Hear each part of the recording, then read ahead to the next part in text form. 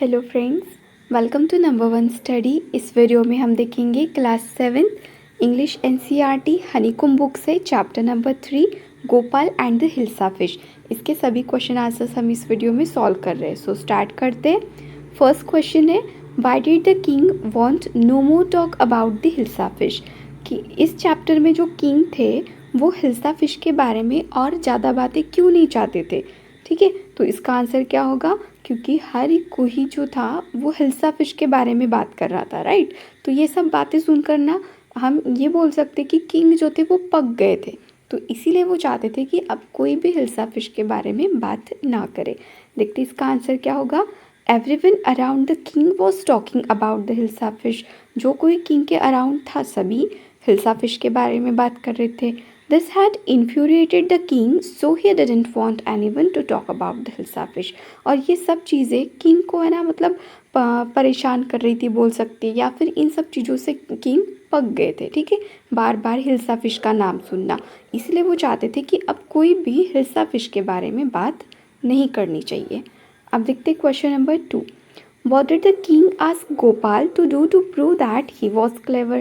King ने गोपाल को क्या कहा ये प्रूव करने के लिए कि गोपाल क्लेवर है। ठीक है, तो क्या कहा था किंग ने कि गोपाल को मार्केट से पैलेस तक एक बड़ी सी हिल्सा फिश लेकर आनी है, और कंडीशन ये थी कि कोई भी गोपाल के साथ हिल्सा फिश के बारे में बात नहीं करेगा, राइट। तो इसका आंसर लिखेंगे, the king ask Gopal to buy a huge hilsa fish from the market and to ensure that no one should talk to him about the fish on the entire way from the market to the palace. ठीक है, king ने क्या बोला था गोपाल को कि एक बड़ी ह्यूज हिल्सा फिश उसको खरीदनी है मार्केट से, और इंश्योर करना है कि कोई भी उसके साथ हिल्सा फिश के बारे में बात ना करे।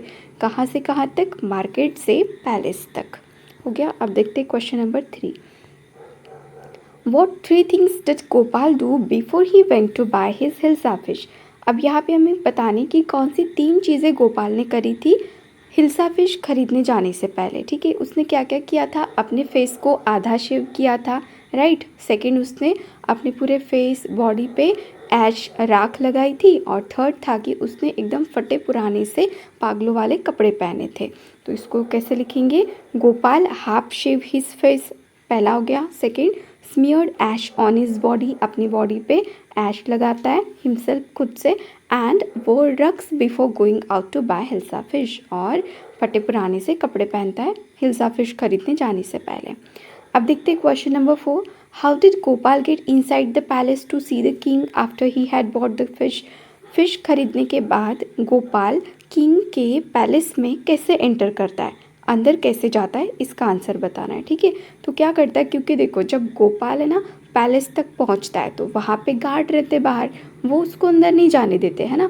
तो इसीलिए गोपाल क्या करता है, वहाँ पे जोर जोर से गाने लगता है और डांस करने लगता है, जिसके नॉइस की वजह से किंग क्या करता है, एक गार्ड को बोलता है कि उस मैन को अंदर लेकर आओ। इस तरीके से गोपाल एंटर करता है पैलेस के। इसका आंसर कैसे लिखेंगे, Gopal started singing and dancing. Gopal ने सिंगिंग और डांसिंग करना स्टार्ट कर दिया in front of the palace at a loud voice, और कैसे, बहुत जोर जोर की आवाज़ में। The king heard the noise and ask the man to be brought inside. तो किंग ये आवाज़ सुनते हैं और वो एक गार्ड को बोलते हैं कि उस मैन को अंदर लेकर आ। तो इस टाइप से गोपाल पैलेस के अंदर चला जाता है। Explain why no one seem to be interested in talking about the hilsa fish which Gopal had bought. अब इस क्वेश्चन में हमें बताना है कि गोपाल जो एक बड़ी सी हिल्सा फिश लेकर आता है पैलेस के अंदर, उसमें उस हिल्सा फिश में एक भी पर्सन इंटरेस्टेड नहीं रहता, मतलब कोई भी हिल्सा फिश की बात नहीं करता। तो इसका रीज़न हमें बताना है। रीज़न क्या है, क्योंकि देखो जब गोपाल हिल्सा फिश खरीद के लाता है, ठीक है, उसके पहले कैसा सीन था वहाँ पे कि हर कोई हिल्सा फिश की बात कर रहा था, लेकिन जब गोपाल खरीद के लाता है तब कोई भी उसकी बात नहीं करता। ऐसा क्यों होता है, क्योंकि गोपाल का जो अपीयरेंस रहता है ना वो बिल्कुल एकदम कोई भी मतलब हिल्सा फिश को छोड़ के उसको ही देखेगा, क्योंकि उसने अपना फेस आधा शेव किया रहता है, ऐश लगाई हुई रहती है उसने अपने पूरे बॉडी पर, और उसके जो कपड़े रहते वो भी एकदम फटे पुराने से पागलों वाले रहते। तो उसके अपीयरेंस की वजह से सभी लोग उसी के बारे में बात करते, ना कि हिल्सा फिश के। तो इसका आंसर कैसे लिखेंगे? No one was interested about the hilsa fish. कोई भी हिल्सा फिश में इंटरेस्टेड नहीं था। गोपाल हैड बॉट, जो गोपाल खरीद के लाया था, बिकॉज ऑफ गोपाल्स कंडीशन। इसका रीज़न क्या था? क्योंकि गोपाल की कंडीशन है ना, उसका appearance. He was wearing rags, उसने रग्स पहने हुए थे, फटे पुराने से कपड़े। His face was half shaven, उसका फेस आधा शेव किया था। And ash was smeared over his body, और उसने पूरे अपने बॉडी पे ऐश मतलब कि राख लगाई हुई थी। People were more interested in his appearance, और अभी लोग उसके अपीयरेंस में ज़्यादा इंटरेस्टेड थे दैन द फिश, ना कि फिश के। अब देखते हैं क्वेश्चन नंबर 6। राइट ट्रू और false against each of the following sentence. अब यहाँ पे हमें ट्रू फॉल्स बताने। पहला है the king lost his temper easily. क्या किंग अपना टेम्पर ईजीली लॉस करते थे? मतलब उनको जल्दी गुस्सा आता था क्योंकि उन्होंने एक कोर्टियर को मतलब डांट दिया था, है ना, जब वो बताने लगता है हिल्सा फिश के बारे में। तो हम यहाँ पे बोल सकते कि हाँ, ये सेंटेंस कैसा है? The king lost his temper easily, तो ये आएगा ट्रू, ये सही है। नेक्स्ट देखते हैं गोपाल वॉज अ मैडमैन। क्या गोपाल मैडमैन था? नहीं था, वो तो बस खुद को क्लेवर प्रूफ करने के लिए मैडमैन के जैसा करता है। तो यहाँ पे आएगा ये फॉल्स। नेक्स्ट देखते हैं third, Gopal was a clever man. क्या गोपाल क्लेवर मैन था? यस, बिल्कुल था। तो इसका आंसर आएगा ट्रू। नेक्स्ट है Gopal was too poor to afford decent cloth. मतलब गोपाल इतना पुअर था, इतना गरीब था कि वो अच्छे कपड़े नहीं खरीद सकता था। ऐसा था क्या? नहीं, वो तो सिर्फ खुद को क्लेवर प्रूफ करवाने के लिए उसने जो भी मतलब एक्ट किया था, उसके लिए उसे वैसे कपड़े पहनने पड़े थे। तो यहाँ पे क्या आएगा? ये फॉल्स आएगा।